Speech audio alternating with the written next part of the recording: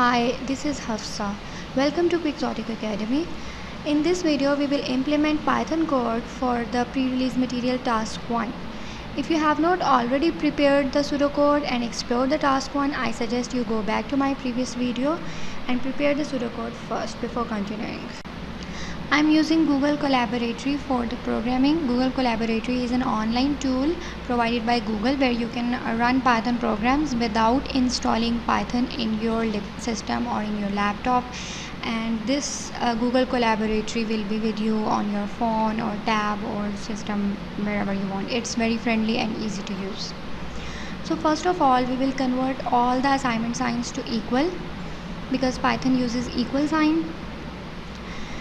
Next, we will convert all the uppercase keyword statements like print, for, while into smaller case letters.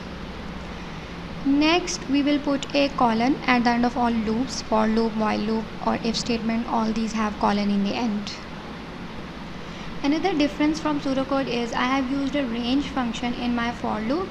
Range is basically a function which will produce numbers in the given range. 0 to 2 means it will produce numbers from 0 to 2 like 0 and 1. I have not used here 1 like I did in pseudocode because this function does not produce this last number as a output. Let's see.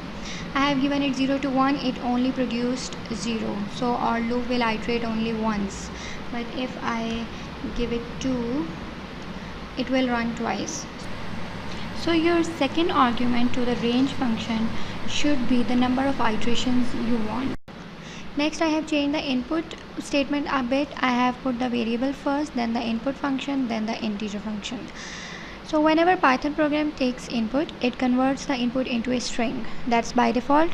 So we want to use integer as an index to array and for the comparisons. So we are converting the input to an integer using this int function.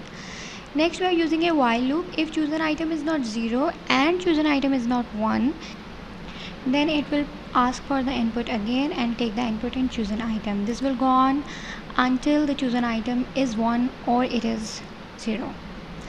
Next, I am appending the chosen item plus item category location into my chosen item list. So Python has a very cool append function that appends a value into a list. I'm printing the chosen item list to just to get an idea if my list is updating. It gives you satisfaction when you see the variables are updating actually. For RAM, I have changed my item category location to 2 and changed the sign as well. Again, I'm using a loop. So this time you may have noticed that I'm using the variable item category location plus case to index the array, which I did not use in my pseudocode. So that was unfortunately my mistake. I did not notice it. So when you run the program in high level language, you notice all your mistakes in the pseudocode as well. And next, again the while loop. This time we are saying chosen item is not 0 and not 1 and not 2, then ask for input again because this time we have 3 items. So it's just a mere copy pasting above loops and just changing parameters a little.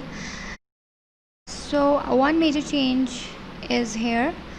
Now I have used a counter variable with this range. So here we are printing all the values in chosen item list. So we are saying start the index from 0 and go on till the length of chosen item list. So this len function provides the length of a list. Let me show you the output of our code.